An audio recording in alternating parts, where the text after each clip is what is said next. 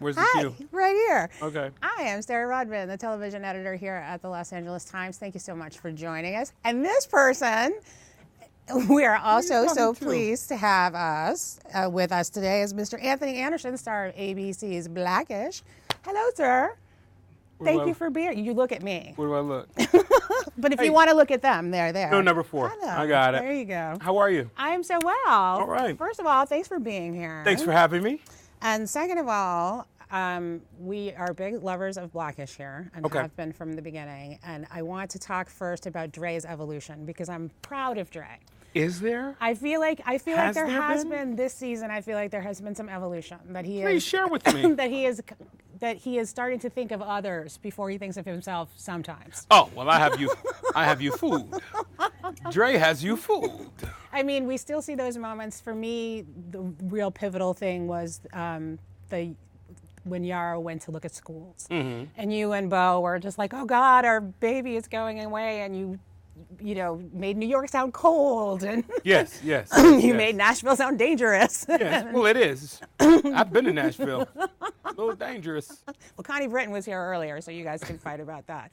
But that eventually you came to your senses, which Dre often does, but I feel like he comes to his senses sooner and with more enlightenment this season. And is that sort of just natural evolution? It's a natural evolution. I mean, with that particular episode, I mean, he had to have some sensibilities and be sensible and sensitive to, his baby, his firstborn, his best friend, leaving the nest, and him not wanting her to fly far away from that nest. So, it is a natural evolution.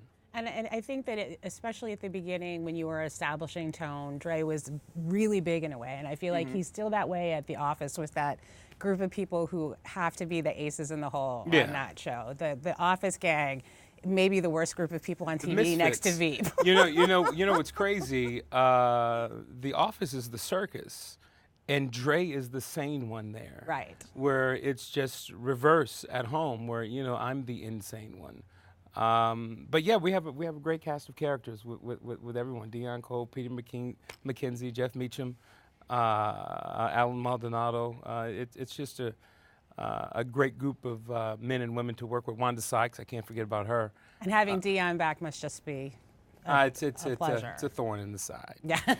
Pain in my buttocks. But something happens there that has always intrigued me, having been in a similar experience on occasions, that you become the go-to black person about the black stuff in The Office. And I'm assuming that is something that is based partially on your experiences too, and Kenya's as well. And I know that a lot of the show is.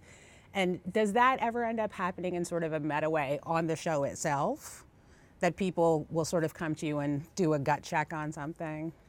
I guess so. I mean, but we are not. We're not the authority on all things black. Right.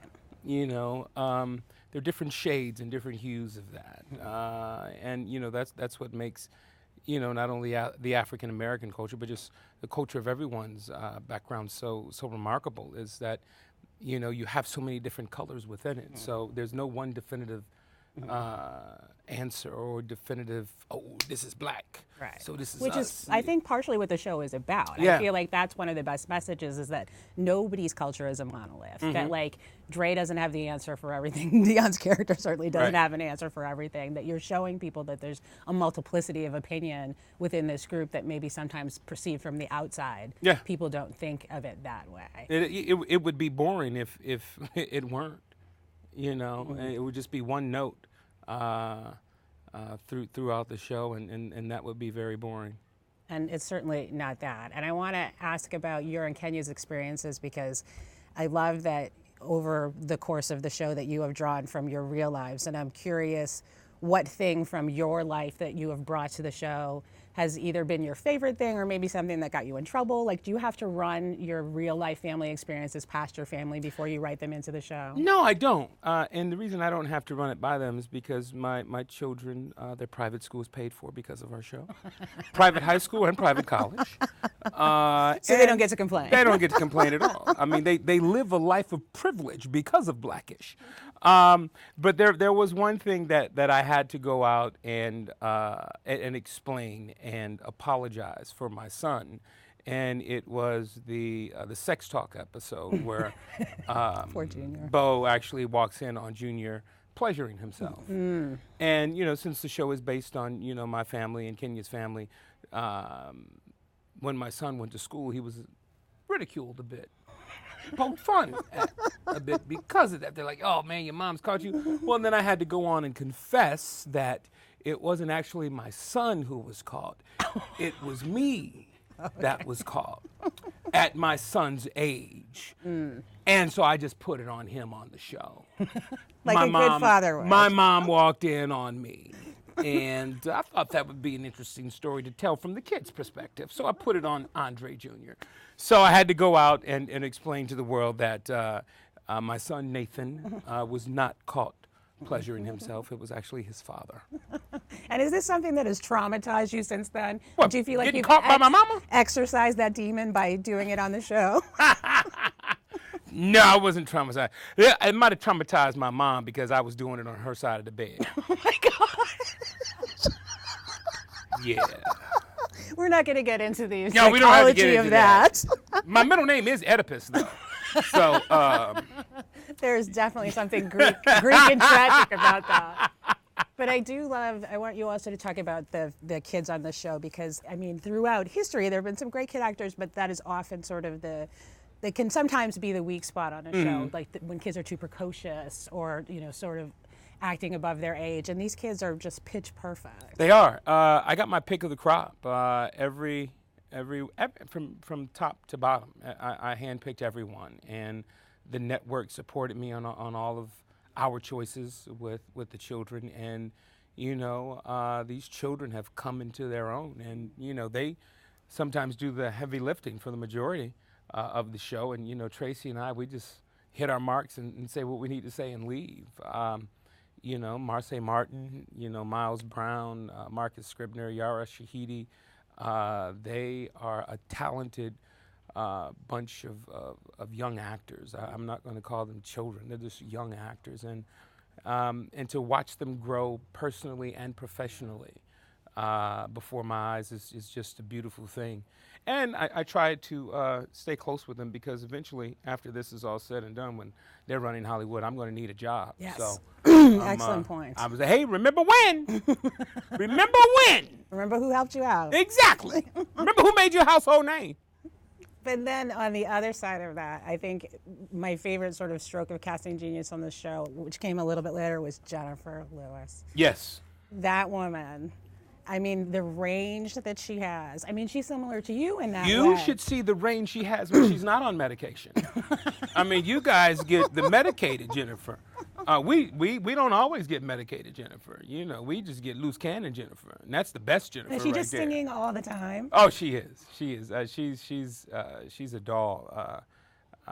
She brings so much to that character, to combination of Kenya and my mother. It's pretty amazing. And I feel like she and Lawrence both have this great thing, and we were talking about that with Tracy when she was here, that you guys have been able to walk a line between things that are absurd and wacky and even fantasy type sequences with some really grave stuff. Yes.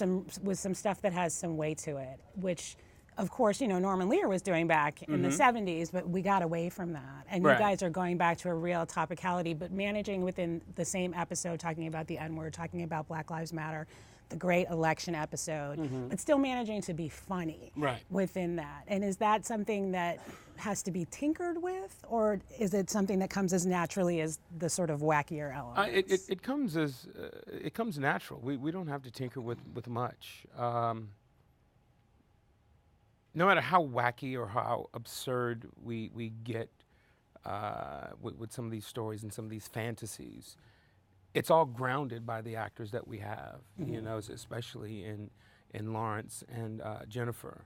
And, you know, Kenya is a huge fan, as myself, of Norman Lear. Those are the shows that we grew up watching, you know, All in the Family, you know, Good Times, The Jeffersons. You know, these are things that, you know, were poignant and had a point of view and had something to say, whether you agreed with it or not.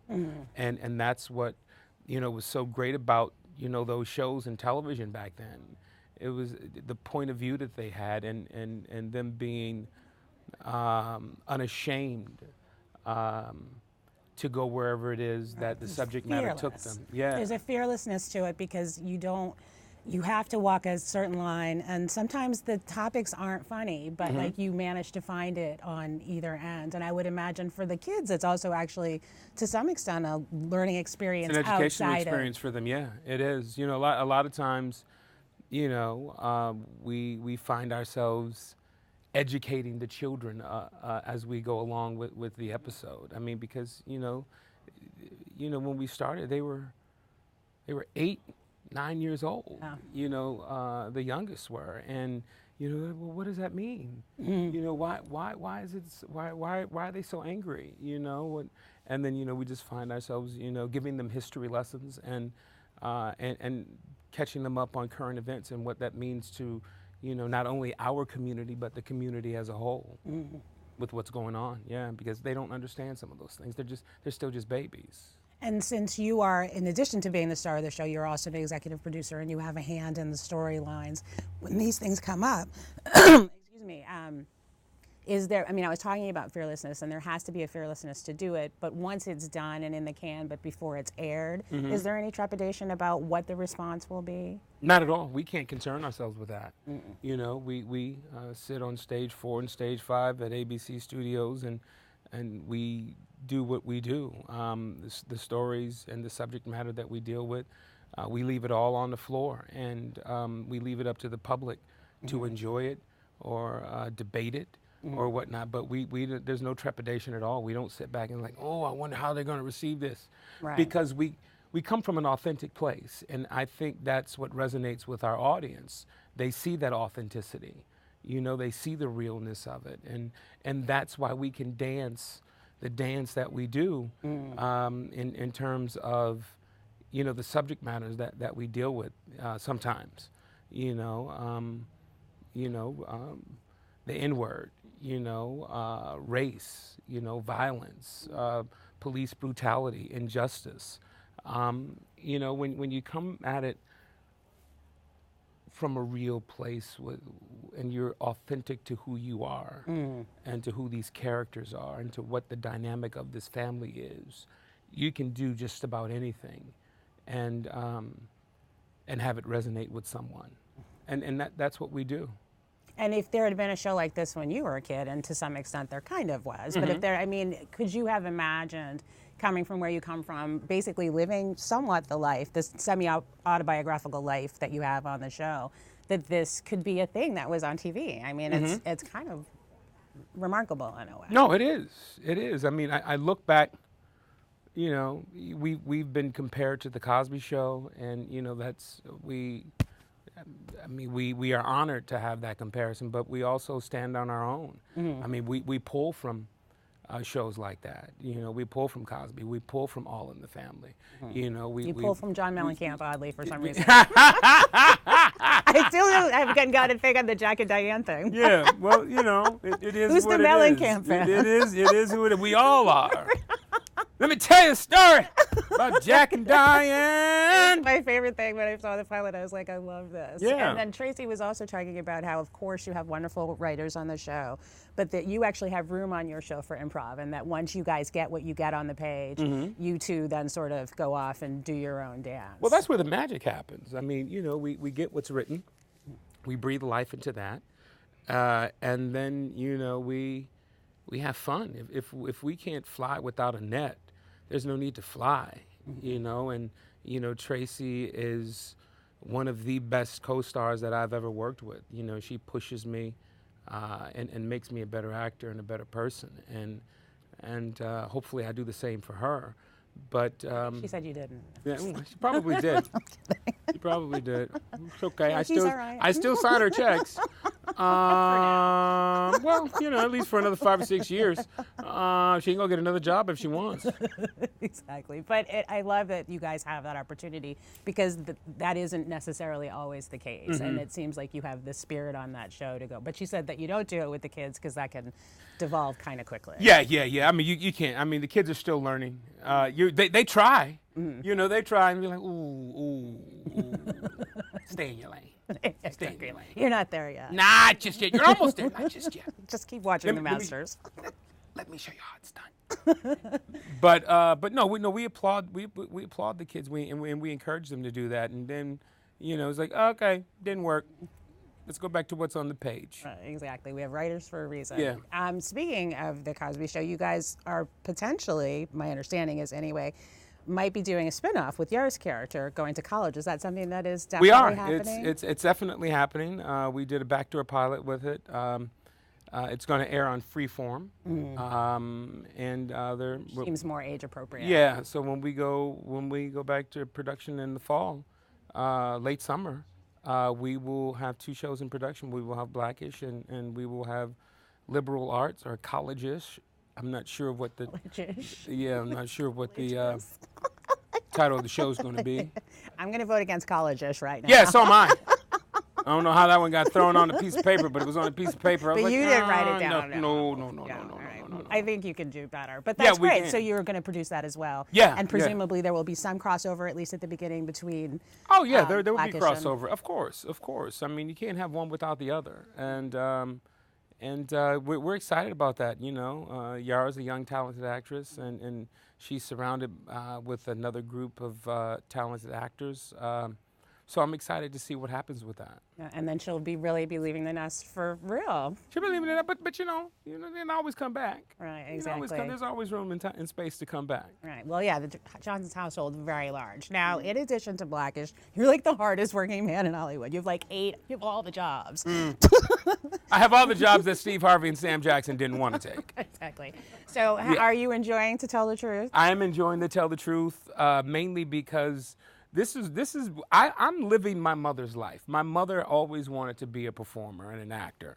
Unfortunately, my mother has no talent. That's too bad. And she knows that. Yes. So, I'm not talking out of class. So it skipped a generation. It skipped a generation. She claims that she has no talent because she gave it all to me. And I was like, well, you didn't have nothing to give to me to begin with. I found this on my own, Mama.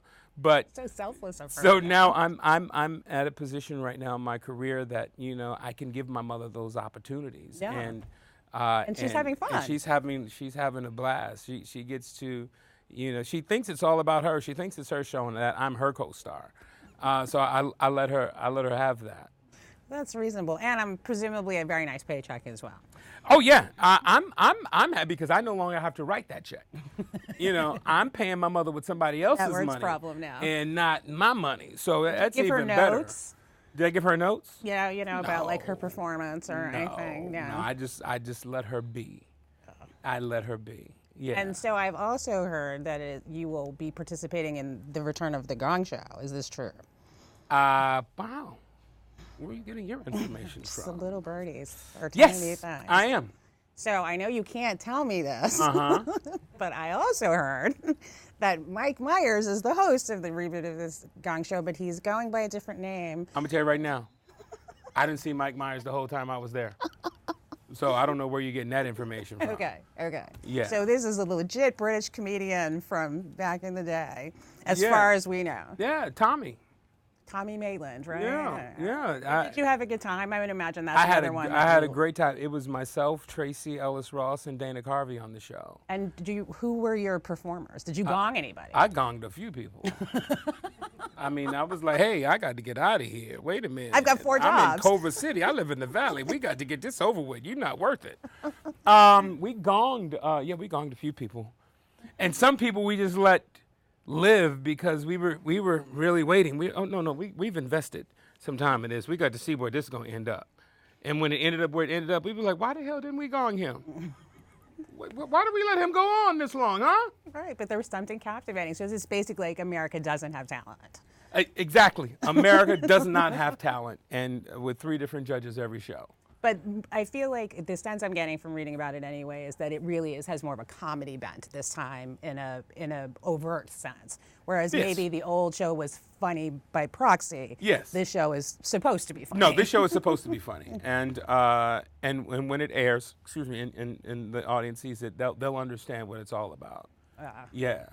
Was that something that you watched when you were a kid, The Gong Show? did. So if you were going to have an act, what would you, on The Gong Show, what would your act be? If I was gonna have an act, what would my Like, act what would your be? talent be to try and stay away from I would attempt to sing. that? Oh, I would attempt to dance. And can you do either one of these things? I mean, I could carry a tune. Okay. And By yourself, or by you need myself. auto-tune? No, You no, need by a myself. help? I don't need Pro Tools. No, I can carry tune by myself. And one thing is though, I sing in unison, not in harmony. So we can't harmonize. So no choir work for you? No choir work for me. You find me, I've jumped from alto to tenor to attempt to bass to first soprano. I would try to find it. And that became the problem. But I also took 5 years of ballet and modern and jazz. All right, So I think dance is the way to go. yeah, no, dancing and singing. Simultaneously. I would sing the music that I'm dancing to. So maybe, if, I don't know how long the show is, you go back as a contestant. I could possibly do that. All right. Because they give you 90 seconds. I can rock something out in 90 seconds. Right, I think that this needs to be the plan. Yeah. Like, you go back as a contestant I mean, after you have been sat in judgment. Don't let the big size fool you. I can do the splits. Oh my God. I can make my manhood touch the floor and bounce back up like it was no problem. You've heard it here. And so much about your manhood in such a short period of time. Hey, I'm don't mention my manhood and short in the same sentence, please, ma'am. so blessed. I have an image to uphold. So blessed. Now, I also just wanted to ask about, I feel like you're one of those people that, obviously there's a big fan base for Blackish, but you have been in so many things over the course of your career. You have done very serious drama. You have done very broad comedy. You were in a movie shot in my hometown, as we like to call it, The Departed.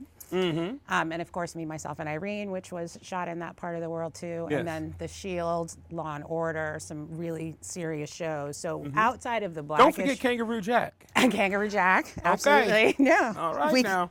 I don't think anyone's forgotten Kangaroo I'm just Jack. saying, obviously you did. But okay. I couldn't list it all, dude. It's like 1,000 credits. K-ville, which was sadly short-lived, but Yeah. a really promising idea. Yeah. But outside of the Blackish fan base, I'm wondering, when people stop you on the street, they're like, "You're the dude from." What comes up the most? I joke about it, but Kangaroo Jack comes up a lot. Does it really? Kangaroo Jack comes up a lot. Blackish for the last few years. Kangaroo Jack, Blackish, and Law and Order. Yeah. Law and Order is just Yeah. massive. Yeah. And then for a while before all of that, it was The Shield, because when I was Antoine Mitchell on The Shield. And I wanted to ask you about that experience just because I loved that show so much, and I think they did such a masterful job casting people like you, like the guest cast that came in.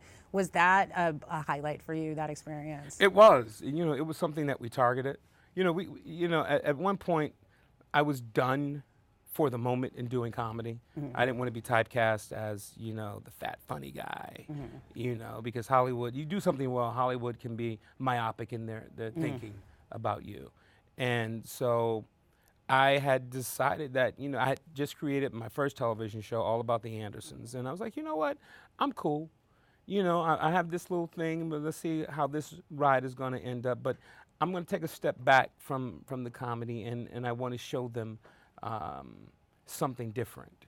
I've trained at this since I was 9 years old. And so we targeted shows like The Shield, like Law and Order, movies like The Departed and Hustle and Flow, and those things just started to fall into place. So when The Shield happened, I was like, yes, about time.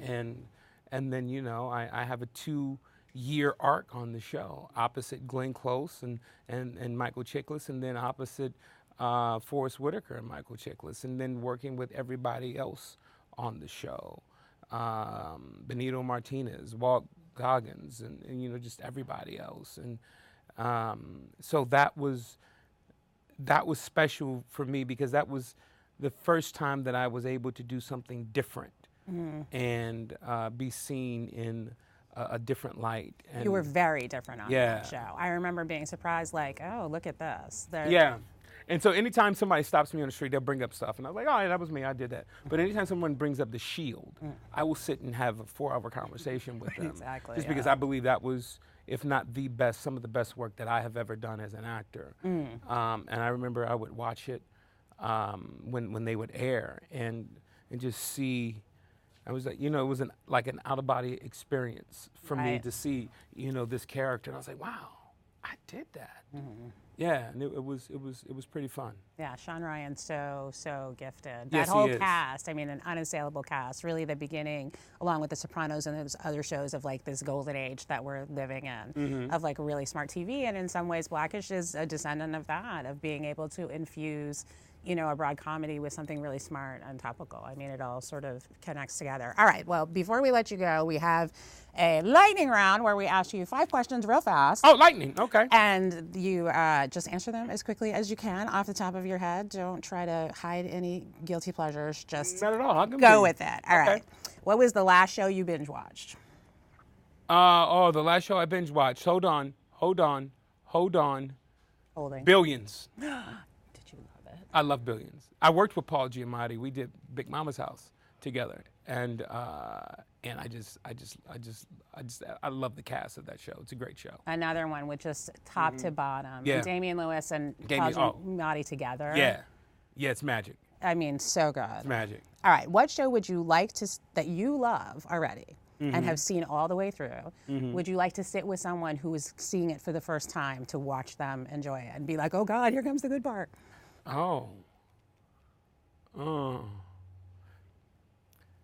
House of Cards. Ooh, Yeah. that's a good one. Have Yeah. you started watching the new season yet? I haven't. All right. I have not. It's in the queue though, right? Yeah, it's in the queue. Trust me. Yes, it's there. All right, I haven't seen it yet either. I'm hearing good things. All right, if you could go back in time to a vintage show, a classic show that you loved, and be on it, what show would that be? It's not just one. Oh, okay, let's have a few. I've mentioned them already. All in the Family, Good Times, The Jeffersons. Yeah, those are my top 3. Sanford and Son. So, oh my God. I mean, fast. I'm just picturing you on that show. Yeah, Sanford and Son. Like Lamont's No Good Buddy. Different Strokes. Come on now.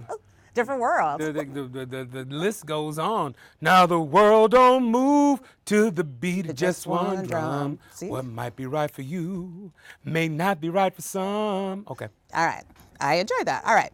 Just looking out of the window, watching the asphalt grow. How do you watch asphalt grow? I think it's like watching paint dry. It's Thinking like how it all looks, hand me down. Good time. This is your Gong Show routine there it right is. here. You just do all the theme songs from the show. That's how you do it. And then like you do a routine and maybe She on said- skates like Tootie. They said temporary laid off. Temporary layoff. Good times. Easy credit rip-offs. Good times. Scratching and surviving. Good times. This is my favorite. Hanging in the child line. Do you know I had no idea what that lyric was? Hanging in the child line. And it was like hanging in the chowder because I was from Boston. No, not the I child didn't line. understand. Hanging in the child line, baby. That's the soup line. That's the free food line because you ain't got no money to buy your own groceries. This is where James was. There we When go. Florida wasn't going There down, we go. down, James down. is the quintessential black daddy. That's why I cast him as my daddy on All About the Andersons. Yeah. God, he's good. And Mary Damn, James. Okay, I'm sorry. No, it's the best dams ever. As Good to times roll at the with- top of my list. Okay, Yeah. Good times and All in the Family. Oh my God. Okay, well, what's the next question? All right. So I guess Say you wanted me to be Tootie on some skates. well, when you're in the Gong Show, that you're doing this routine. You take the good, you take the bad, you take them off, and there you have the facts of life. I can go on. You could, and I'm enjoying it. All right. That's what I'm saying. You put all these things together into your Gong Show routine, and you do it on skates. That's how I'll do it on with skates. There we go. And so as your And tribute then I to roll Tootie. up, and then I roll up to Mike Myers and say, "What you talking about, Mike?" Okay. Exactly. But you say Tommy because it's I say not Tommy. Mike. Yeah. All right. I think that we might have answered this next question with your last answer. What is it? What genre would you like to try that you haven't tried already? We know you've done drama and comedy. Would you like to try a musical? Musical, yes. But legitimately, you would like to do. Legitimately. Yeah, legitimately. You know what they need to do is they need to bring back Pearly, and you need to be in that. Oh, what you know about that? Don't you think? What you know about you that? think? From your mouth to God's ears. All right, we'll just put it out there, Pearly. Pearly. I mean, Ma Rainey's Black Bottom. but yeah, I don't know. I'm I just feel throwing like things out. Pearly, Ain't misbehaving. Miss Raven, that could be throwing 'em out good. there. We're just going to name them all. Dream Girls, let's do it again. All right. La La Land in Compton. Now that I would go see. Of course you would. Totally different soundtrack. Walter White or Tony Soprano?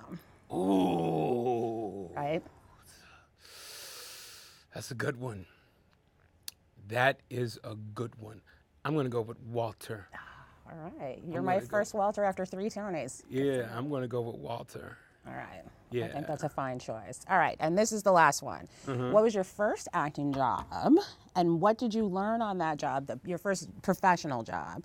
And did you learn anything on that job that you're still using now? My first acting job, I was fired from after the table read. Because They said I wasn't funny enough. Go figure. Go figure. were they right though at the time? No, they were completely wrong. I will tell you this: that show never saw the light of day. Who are you talking to right now, though? Okay. Yeah. 11 Image Award nominations later. Clearly. Me. Clearly they were wrong. But did you learn anything from that experience? From that experience, I learned to never leave anything on the page. You know, and a lot of the humor in this particular character in this particular show there were sight gags and physical things that you really couldn't deliver in just a table read. Right. So I don't understand why they were like, he's not funny enough. Right. And I was like, but it's not me, it's this. Because I think I'm great at what I do. And so I learned never to leave anything to chance and to just go balls out. There we go again. Yeah, there we go. Yeah, there we go. But here's the thing, though. If you hadn't lost that job, did you then subsequently get something that you wouldn't have been able to take because you would have been doing that job? Oh, no, I was out of work for a little while longer. All right. Well, I was going to try and go for the whole, if that hadn't No, happened. one door didn't close, another one didn't open. No, that one shut, and they all stayed shut for a while. They all stayed shut for a while. Excellent. So I'm sure you learned something about the service industry or something in that period God, of did time. I learned I better get every job I'm up for. I'm going to be waiting tables a long time. No, I didn't really wait tables as an actor. I worked for Ticketmaster. So anytime you called Ticketmaster, I picked up the phone and said, "Thank you for calling Ticketmaster. This call may be monitored for quality assurance. This is Anthony speaking. How may I help you?" Oh, my God. 8 hours a day, 5 days a week. Oh, my God. No, I'm sorry. Rod Stewart is not at the Greek Theater. He's at the Hollywood Bowl. No, ma'am, I'm looking at it on my system. No, he's at the Hollywood Bowl. Yes. Did you remember any days that the system crashed because somebody super big was playing, like Bruce Springsteen? Oh, it would crash all the time, and we still had to sit there and just roll calls, be like, "Call back, system's down, call back." So did you get tickets though, or did you have the inside track to see shows? We did just because there was an assortment of tickets that we could pull from, and that they gave us, So what was the best show that you saw while you were working for Prince Ticketmaster? at the Hollywood Bowl, and I was in What the tour? purple section. I can't remember what tour it was. And this was my first Prince concert, and so it was 22 years ago now. Oh, good memory. Yeah, and I sat in the purple section, and subsequently, Prince and I, not from that show, but over the years, had become friendly. No kidding. And I'm not going to say we were friends, but we were friendly. That's amazing. I would get invites to his home to hang out, and his assistant would call and invite me to show. "Anthony, Prince is closing the Vegas show, and you haven't been yet. He's wondering, when are you coming?" God, that's amazing. Okay, I can come this weekend. Okay, we'll be expecting you. Wow. Yeah, so things like that. All right. So eventually all of this led to a very good thing. I can tell you when the system crashed too, another time. Yes. They sent me downstairs. They hooked up a system for satellite cable or whatnot. They teamed up with someone. And it didn't crash. But a lot of people in the Bible Belt were upset that they were not getting their adult stations on their satellite. And I was like, "Where do you live, sir?" "Oh, we live in Alabama." "Yep, you live in the middle of the Bible Belt. They put some laws on your books that no. Sorry. Y'all can't have this. You're considered a heathen, so you might want to move if you want. And you would know. Triple X. Oh, because I'm a heathen. Yes. Yes, I'm a heathen. But you never did anything about those service fees, though, man. What's that Oh, about? I mean, wouldn't help that. I think it might, now that like you're a big Hollywood star, that's where you need to start throwing your weight around. Okay, service fees? Yeah. Okay. Get on that for Cool. me, would We'll you? do that. All right. Well, thank you so much for being here. I really appreciate it. Oh, my pleasure. And it's always lovely to see you. And thank all of you for joining us today in our mini chats. Stay tuned. There will be more to come. She's lying. Ain't nothing else coming up after this. It's gonna go Right. black. It's gonna go blank like the dude in the Bible Belt looking for his porn.